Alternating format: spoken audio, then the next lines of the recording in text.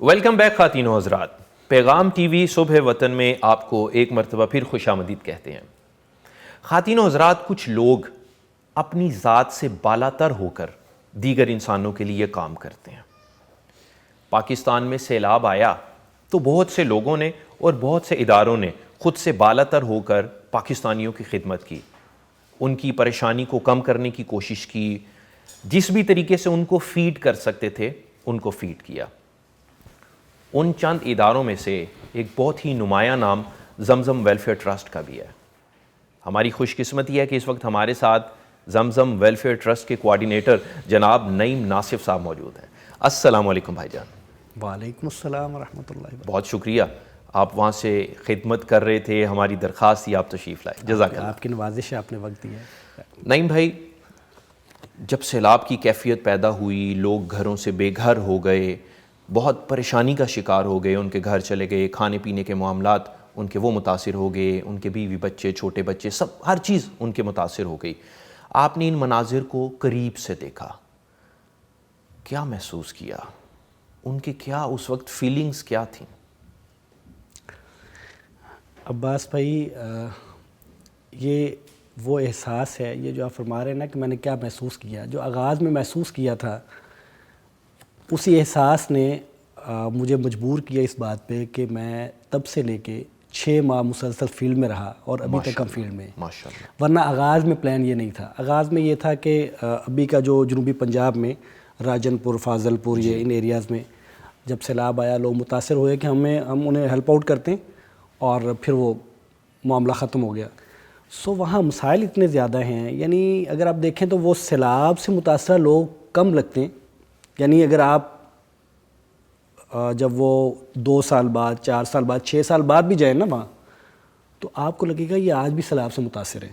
یعنی بچوں کے پاؤں میں جوتے نہیں ہیں، بچوں کے تن پہ کپڑے نہیں ہیں، تب سردی تھی، اب گرمی آ رہی ہے، یعنی گرمی شروع ہو گئی ہے نا، اور لوگ کھلے آسمان تلے بیٹھے ہیں، پانی نہیں ہے، صاف پانی نہیں ہے پینے کے لیے۔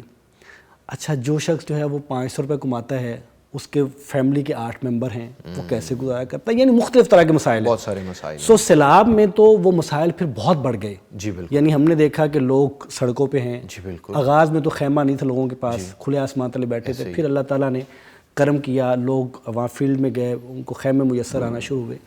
حالات ایسے تھے کہ نہ گفتہ بے تھے، حالات ایسے تھے کہ آپ کو بتانے میں اور اس کے دیکھنے میں اور بتانے میں فرق ہے۔ جو آپ نے دیکھا ہے، میرے جیسا آدمی تو شاید وہ صلاحیت بھی نہیں کہ میں اس کو اس طرح کر کے بتا سکوں۔ جب آپ جا کے حالات دیکھتے ہیں نا، تو پھر آپ کو اندازہ ہوتا ہے کہ جو سنتے تھے یہ اس سے بھی اگلے درجے کے حالات ہیں۔ صحیح۔ تو زمزم ویلفیئر ٹرسٹ نے وہاں کیا خدمات دیں؟ ڈے فرسٹ سے جب سے خدمت میں ان کو خدمت دینا شروع کی، خدمت کرنا شروع کی، تو کیا کیا آپ ان کو فیسیلیٹیٹ کر چکے ہیں؟ عباس بھائی، اللہ کی توفیق سے زمزم نے لوگوں کو ہیلپ آؤٹ کرنے کے حوالے سے جتنے پہلو ہو سکتے تھے نا، ان تمام پہلوؤں سے مدد کی ہے۔ مثال کے طور پہ ہم نے اللہ کی توفیق سے وہاں پہ آغاز میں پکا ہوا کھانا دیا، کیونکہ وہ پکا تو سکتے نہیں تھے۔ اچھا، وہاں زمزم نے پھر جب ان کے پاس چھت میسر آ گئی خیمے کی صورت میں، جی خیمے آ گئے، تو پھر ہم نے پہلے پکا ہوا کھانا دیتے تھے، پھر ان کو سلنڈر دیے، اچھا، پھر ان کو راشن دیا کہ وہ خود بنا سکیں، پکا لیں۔ راشن دیا، ساتھ سلنڈر اس لیے دیے کہ اب ان کے پاس لکڑی نہیں تھی، بالکل، جلانے کے لیے پانی تھا سارا، لکڑی تو تھی نہیں، سلنڈر دیے۔ بچوں کے لیے ہم نے جوتے دیے، اور میں کہتا ہوں جب آپ بچوں کو عباس بھائی جوتا پہناتے ہیں نا، یعنی آپ کے احساسات اور ہوتے ہیں۔ بچے کی تو جو خوشی ہے وہ تو دیدنی ہے نا، بچے ان کے لیے وہ سرمایہ ہے۔ یعنی آپ اندازہ کریں کہ ہمارے بچے معصوم بچے ہیں، یعنی ان کے لیے ایک جوتا اتنی بڑی نعمت ہے کہ وہ کھل جاتے ہیں۔ اللہ اکبر۔ تو آپ یقین کریں جب آپ بچے کو جوتا پہناتے ہیں اور گال تھپتھپاتے ہیں اس کا، تو جو آپ کو اللہ تعالیٰ اطمینان اور سکون کی کیفیت آپ میں ہوتی ہے نا، وہ بھی بتائی نہیں جا سکتی۔ کیا بات ہے۔ اللہ کی توفیق سے ہم نے بچوں میں جوتے تقسیم کیے، جوتے پہنائے ہیں۔ تقسیم کرنے اور پہنانے میں بھی فرق ہے، میں یہ کہنا چاہوں گا، یعنی پہنائے ہیں خود سے، ان کے سر پاؤں پہنائے میں۔ ہیں۔ ایک ہے کہ جوتا آپ گاڑی کے اوپر ہیں، آپ یوں پھینک رہے ہیں، اس کو بھی پھینک دیا، اس پہ پھینک دیا، نہیں، آپ ایک بچے کے پاس جاتے ہیں، اس کو ایک جوتا پہناتے ہیں، سائز پورا نہیں آ رہا، اس کو ہٹاتے ہیں، دوسرا پہناتے ہیں، سائز ٹھیک نہیں ہے، تیسرا پہناتے ہیں، سائز کر کے ساتھ بچے سے بات کرتے ہیں، بچے کو خوش کر رہے ہیں۔ کیا بات ہے. تو سر یہ جو آپ کو سکون میسر آتا ہے وہ آپ یقین کریں وہ فیلڈ تھی, وہاں سردی کے اپنے مسائل تھے, وہاں گرمی کے مسائل ہیں, وہاں دھوپ, لیکن آپ کو جو اطمینان وہاں میسر آتا ہے وہ آپ کو یہاں آفس میں بیٹھ کے میسر نہیں آتا. نعیم صاحب, آپ وہاں تو ان کے بچوں کی خدمت کر رہے تھے, ان کو خوشیاں بانٹ رہے تھے, کیا جب وہاں پہ موجود رہتے تھے, کافی دن موجود رہتے تھے, اپنے بچے یاد آتے تھے؟ اپنے بچے یاد آتے تھے, اور بچوں کو میں بھی بہت یاد آتا تھا. بچے فون بھی ابھی تک فون کرتے ہیں, پاپا کب آنا ہے, پاپا یہ مسئلہ ہے گھر میں, یہ مسئلہ ہے. لیکن عباس بھائی ہمارے بچوں کے مسائل وہ نہیں ہیں, یہ بہت چھوٹے مسائل ہیں. اور جب آپ یہ سمجھ لیتے ہیں نا کہ یار یہ جو آپ کے چار دیواری میں آپ کے گھر کے اندر رہتے ہیں, صرف یہی آپ کے بچے نہیں ہیں, وہ بھی آپ کے ہی بچے ہیں, وہ میرے بچے ہیں, بالکل وہ آپ کے بچے ہیں, تبھی خدمت تو پھر یہ نا یہ کم ہو جاتا ہے یہ فرق کہ جو وہاں پنجاب میں بیٹھے ہیں لاہور میں, ان کے آپ کتنا نہیں, آپ پھر برابر سوچ رہے ہوتے ہیں کہ میرے ان بچوں کی ضرورت اس وقت زیادہ ہے تو میرے ان بچوں کو کم ہے, تو مجھے یہاں وقت دینا چاہیے. کیا بات ہے, کیا بات ہے. جب آپ ہم یہی بات کر رہے تھے کہ خود سے بلند ہو کے سوچنا اور ان کی خدمت کرنا. اور میں آپ کو بتاؤں, جاب کرنا, آپ کوئی تنخواہ پہ جا کے کام کرنا اس میں, اور جب آپ یہ احساس لے کے جاتے ہیں نا کہ نہیں یہ میرے بچے ہیں, یہ میرے بھائی ہیں, یہ میری بہنیں ہیں, یہ میرے بزرگ ہیں, اور ان کو آپ نے ان کو تکلیف ان سے دور کرنی ہے, اس میں بہت فرق ہے. آپ کو نہ تو پھر سفر کی تکالیف لگتی ہیں, نہ پھر گھر چھوڑنے کا دکھ اس طرح کا دکھ ہوتا ہے کہ میں کب واپس جاؤں. پھر اب اطمینان سے رہتے ہیں. اور لوگ کہتے تھے وہاں جو ہمارے بھائی کام کرتے ہیں, میں بھی کرتا رہا, باقی ہمارے بھائی بھی, لوگ کہتے تھے یار آپ 15 دن رہتے ہیں, آپ مہینہ یہاں رک جاتے ہیں, گھر کیسے چلتا ہے.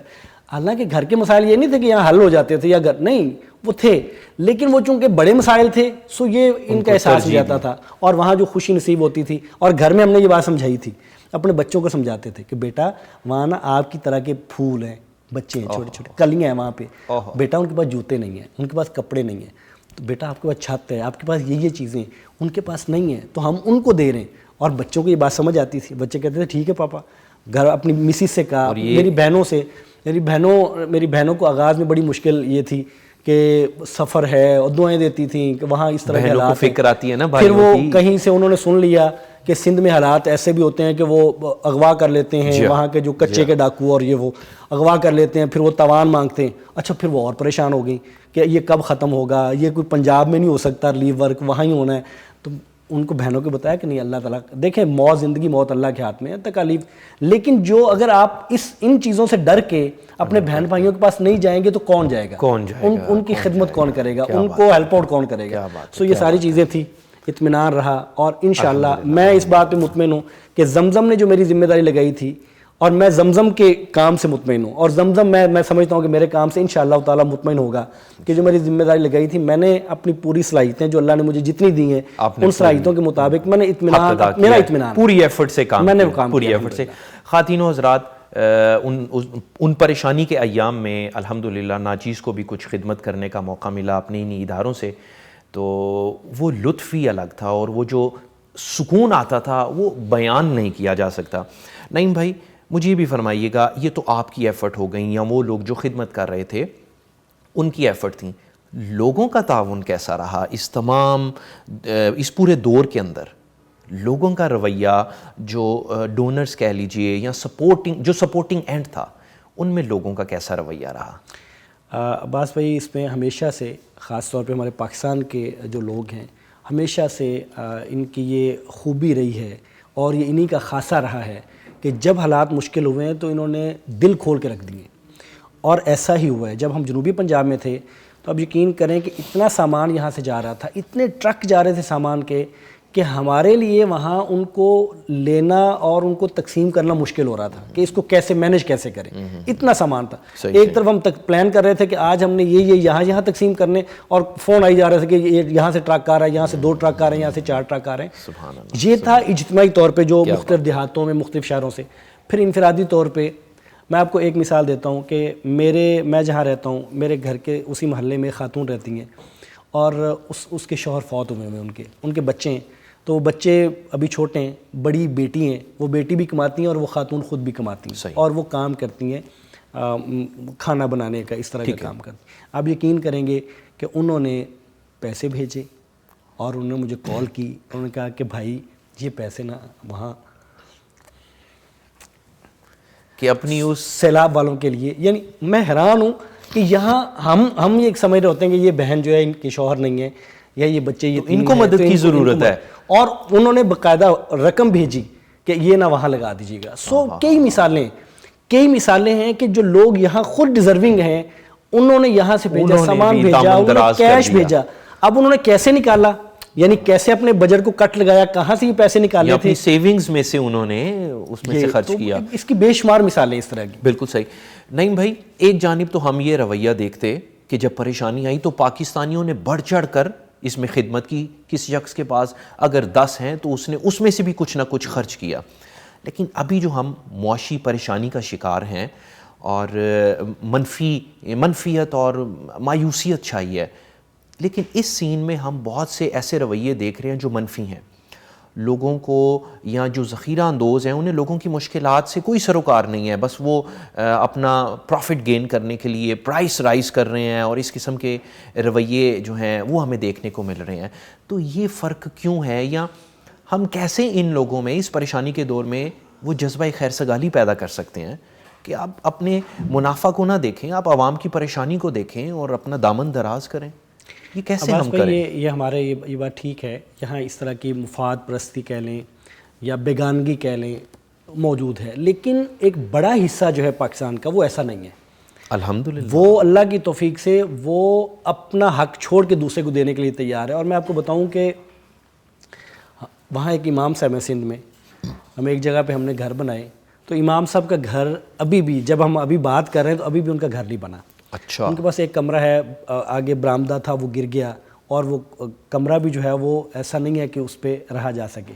تو انہوں نے آغاز میں ایک دفعہ مجھے کہا کہ نعیم صاحب میرا یہ جو گھر ہے اس پہ یہ بھی متاثر ہے, اور یہ میں نے جا کے دیکھا وہ تھا. اچھا, جب ہم گھر بنانے لگے تو میں نے ان کو کہا کہ ہم انشاءاللہ اس دفعہ آپ کے گھر کو بھی شامل کریں گے. تو مجھے انہوں نے کہا آپ بنائیے گا, مجھے دعائیں دی, زمزم کو انہوں نے دعائیں دی, معاونین کو دعائیں دی, لیکن انہوں نے کہا کہ آپ یہ کریں کہ یہ بعد میں بنا دیجئے گا, پہلے نا وہ فلانا بنا دے. کیا بات. اور اب یقین کریں کہ وہ مسلسل ہم جب بھی جتنے بھی گھر وہاں بناتے رہے وہ بار بار ابھی بھی ان کا نہیں بنا, اور انشاءاللہ ہماری خواہش یہ ہے کہ ہم اس کو بنائیں اور بنا دیں گے. یہ تو وہ رویہ ہو گیا نا, صحابہ کہہ رہے تھے اگلے کو پانی پلا دیں, اگلے کو پانی پلا دیں. سر وہ خود ان کی اتنی نہیں ہے ان کے پاس وسائل کہ وہ اس کو بنا سکے. لازمی بات ہے, وہ پہلے بنا لیتے. میں اس کو یوں لیتا رہا کہ یہ امام صاحب تھے, یہ خطیب صاحب تھے اس مسجد کے, اور جو ممبر پہ کہتے تھے آج انہوں نے کر کے دکھایا. انہوں نے یہ نہیں کہا کہ آپ ممبر پہ کوئی اور بات کرتے ہیں, یہاں آپ کہتے ہیں پہلے میرا بنا دیں, ان کی خیر ہے. تو وہ بعد میں مجھے وہاں کے لوگوں نے بتایا کہ ان کی تھوڑی سی تنخواہ ہے, اور یہاں جب اس گاؤں میں کسی کی ضرورت پڑتی تو یہ اپنی تنخواہ سے قرض بھی دے دیتے ہیں, کہ دیتے ہیں کہ اس کی بوائی نہیں ہے زمین کی, اس کے بیچ نہیں ہے, تو یہ 5,000 میرے سے لے لیں, مجھے دے دینا. اور یہ اس حالت میں ہے کہ جب وہاں سندھ میں سود کا بڑا چلن ہے. جی بالکل, چلن عام ہے. جی, یعنی خاص طور پہ جو زمیندار ہیں جو زراعت کرتے ہیں ان کے وہاں ہوتا کیا ہے, اتنی مثالیں وہ کہتے ہیں یہاں تو چلتا ہی ہے. یعنی 90% لوگ سود پہ پیسہ لیتے ہیں اور دیتے ہیں. میرے پاس 5 ایکڑ زمین ہے, 10 ایکڑ زمین ہے, تو بھائی میرے پاس پیسے نہیں ہیں, اب میں نے اس کو بیج لے کے آنا ہے, میں نے کھاد لے کے آنی, تو وہ کہیں گے بھائی جان آپ یہ کریں, آئیں کھاد ہم دیتے ہیں, 1 لاکھ کا سامان ہم سے اٹھائیں, 1,30,000 روپے آپ ہمیں دیں گے, یا 1,25,000 روپے دیں گے. اچھا, یہ ایک کیا. دوسرا یہ کیا کہ وہ ریٹ زیادہ لگاتے ہیں. تیسرا یہ کیا کہ پھر آپ یہ فصل ہمیں ہی بیچیں گے, کسی اور کو نہیں بیچیں گے مارکیٹ میں. یہ بھی پابندی ہے, یہ بھی پابندی ہے. پھر یہ کہ وہ آپ کو نیٹ کیش نہیں دیتے, اس کو تھوڑا سا. تو یعنی یہ سارا جہاں اس طرح کے مسائل ہیں وہاں ایک بندہ جو ہے وہ اپنی تنخواہ میں سے قرض حسنہ کے طور پہ دے دیتا ہے. تو یہ ایک مثال ہے. کیا بات ہے, ایثار کی خوبصورت مثال. اور میں آپ کو ایک مثال دوں کہ لوگوں میں درد کتنا ہے. ابھی سے کوئی 1 ماہ پہلے ننکانہ کا ایک علاقہ ہے اریجا, باقرانی تحصیل ہے اس کی, وہاں جھنڈو سیڑو ایک آبادی ہے. تو وہاں پہ ہمارے دوست ہیں بلال عزیز, یوتھ کلب سے ہیں, تو وہ وزٹ کرنے گئے, کہ وہ بھی ان کا ماشاءاللہ جیسے ہمارے جتنے ادارے تھے سب کا کام تھا, تو ان کا بھی کام تھا, وہاں گئے. تو میں نے ان کو وزٹ کروایا, جب حالات دیکھے تو حالات ایسے تھے کہ لیکن ایک گھر میں جب ہم گئے تو وہ بچہ جو ہے وہ یتیم بچے تھے, والد نہیں تھے, والدہ تھی اور نانی تھی اور بچے تھے. اور جو بچہ تھا گھر ان کا گر گیا ہوا تھا, خیمے کے اندر چارپائی تھی بچے کی, اور بچہ لیٹا ہوا تھا چارپائی کے اوپر. یہ جو گندم کا بھوسا ہے جس کو ہم پرالی کہتے ہیں, جی جی جی, نیچے اس کے اوپر پرالی بچھائی ہوئی تھی, اور اس کے اوپر بچے کو لٹایا ہوا تھا کہ کھیس نہیں تھا, نیچے بچھانے کے لیے کوئی ایسی چیز نہیں تھی, گرم گدا نہیں تھا. تو چارپائی کے اوپر وہ بچھا کے تو اس بچے کو اس کے اوپر لٹایا ہوا تھا جب ہم وزٹ کرنے گئے. تو ہم تو پسیج کے رہ گیا ہمارا دل تو جب دیکھا, اور بلال بھائی نے بھی, اور پھر انہوں نے کہا کہ ہم یہاں یہ بھی گھر بنائیں گے اور دیکھیں. پھر الحمدللہ اب اس وقت یوتھ کلب کے ہمارے جو دوست ہیں وہ وہاں اس وقت گھروں کی تعمیر کروا رہے ہیں, زمزم اور مل کے اللہ کی توفیق سے.